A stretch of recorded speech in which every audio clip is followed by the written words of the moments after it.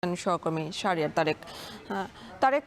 নাহিদ ইসলাম কি বিষয়ে আলোচনা করেছেন আর প্রবাসীদের ভোটাধিকারের বিষয়ে কি বলেছেন বিস্তারিত জানাবেন।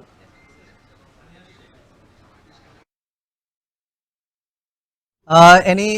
এনসিপির মালয়েশিয়া ডায়াফরার যে অ্যালায়েন্স আছে তাদের আমন্ত্রণে এনসিপির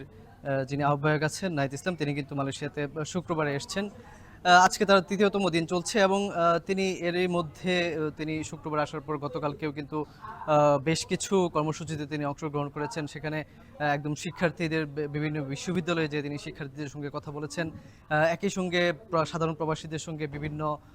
যে ফ্যাক্টরিগুলো আছে সেখানে যারা কর্মরত কর্মী বাংলাদেশিরা আছেন তাদের সঙ্গেও কথা বলেছেন এবং গতকালকে তিনি এখানে বিভিন্ন পেশাজীবী প্রবাসী যারা আছেন এবং ব্যবসায়ী বাংলাদেশি যারা আছেন তাদের সঙ্গেও তিনি কথা বলেছেন। মূলত সেই সকল বিষয়গুলো যে সকল আলোচনা সভাগুলো হয়েছে আমরা যেটি জানতে পেরেছি যে তিনি এখানে প্রবাসী বাংলাদেশিদের কি সমস্যা আছে কি সম্ভাবনা আছে এসব বিষয়গুলো নিয়ে তিনি আলোচনা করেছেন, তিনি জেনেছেন এবং তিনি যেটি বলছেন যে বাংলাদেশের অর্থনৈতিক সমৃদ্ধি এবং প্রবাসী বাংলাদেশিদের যে বাংলাদেশ এবং বাংলাদেশিদের যে উজ্জ্বল যে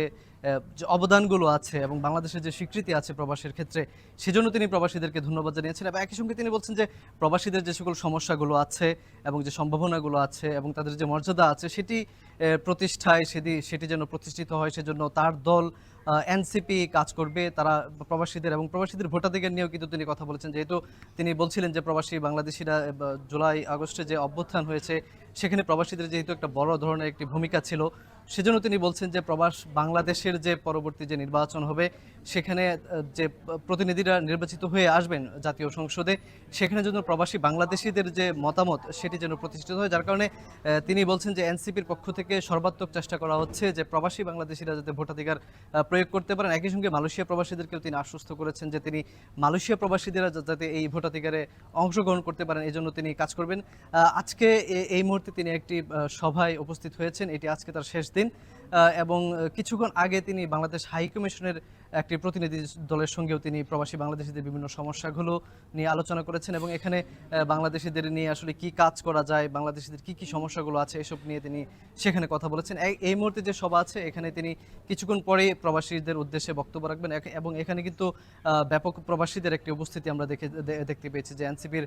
আহ্বায়ক নাহিদ ইসলামের এই যে সফর মালয়েশিয়াতে এর জন্য কিন্তু প্রবাসীরা কিন্তু আগ্রহ ছিল এবং প্রবাসীরা মধ্যে একটি উৎসাহ দেখা গেছে, তারা কিন্তু তাদের বিভিন্ন সমস্যাগুলো আছে সেগুলো বলছেন।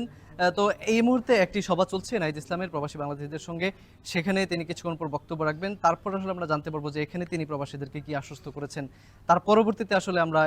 আপনাকে জানাতে পারবো যে তার আজকের দিনে তিনি কি বলেছেন। এই ছিল আমার কাছে। 3 দিনের সফরে মালয়েশিয়া আছেন এনসিপির আহ্বায়ক নাহিদ ইসলাম, সে খবরে জানাচ্ছিলেন সহকর্মী শাহরিয়ার তারেক।